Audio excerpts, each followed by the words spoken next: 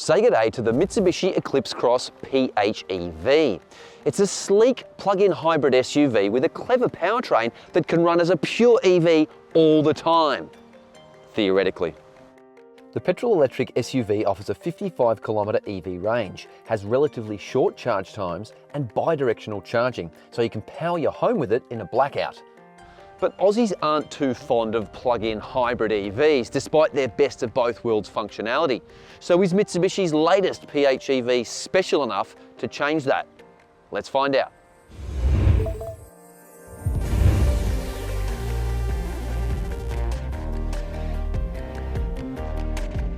Competing against the slightly cheaper MG HS PHEV and Mitsubishi's original plug-in hybrid electric vehicle, the long-standing Outlander, the Eclipse Cross plug-in hybrid electric vehicle has a tough job convincing buyers to sign up. Especially when you're paying a $12,000 premium for the electrified powertrain over regular versions. Toyota charges a fraction of that for its plugless hybrid systems, which charge only while you drive and offer a shorter EV range. Today we're testing the mid-spec Aspire version of the Eclipse Cross PHEV, priced at around $50K.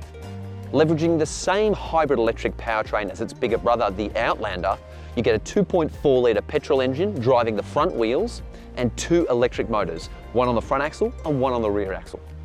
The e-motors draw energy from a 13.8 kilowatt-hour lithium-ion battery for a claimed EV range of 55 kilometres. There are both AC and DC charge ports, so you can charge it at home with a wall box or via a public fast charger.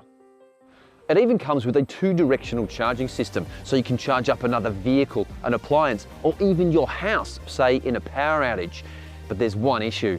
The system isn't yet compatible with Aussie households, but it will be soon.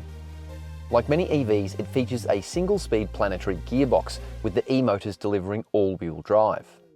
The cabin has some nice touches, like these lovely seats, this novel gear shifter and EV-specific buttons, but things like these low-quality plastics and the tiny screen make it feel dated. The instrument cluster is new, but is sorely lacking digital eye candy. The 8-inch touchscreen is okay, but given the $50,000 asking price, you'd expect a bigger screen, or at least a widescreen.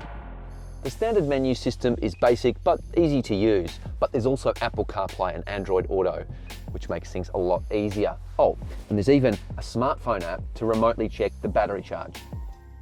Storage solutions are so-so, with 2 cup holders, a medium-sized central bin with sunglasses holder, and a small tray for coins, but not much else. The door pockets are big, but there's only 2 USB ports in this SUV and no wireless phone charger. But I do like the digital dual-zone climate controls. There's a decent rear-view camera with 360-degree bird's-eye view, and the car's 4,545mm length means it's pretty easy to park. The seats are really comfortable, and this fake leather and suede upholstery feels really good, but only the driver's chair has power operation, and no lumbar adjust at that. It's got 7 airbags, but the Eclipse Cross lags behind new arrivals with no camera-based road sign recognition or active lane centering system.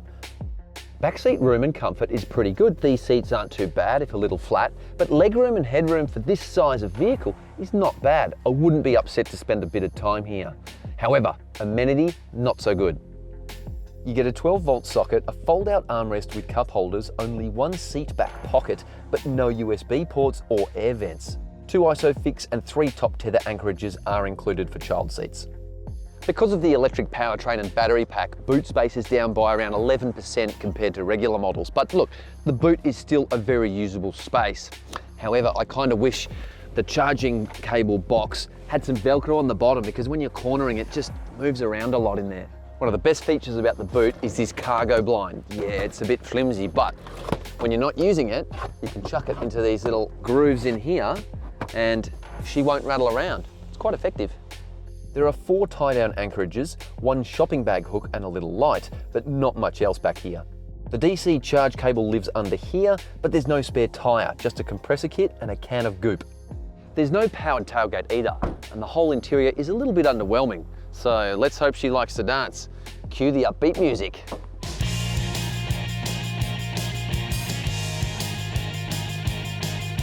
Having 3 motors in your car is pretty cool, but don't expect supercar response when you nail the throttle.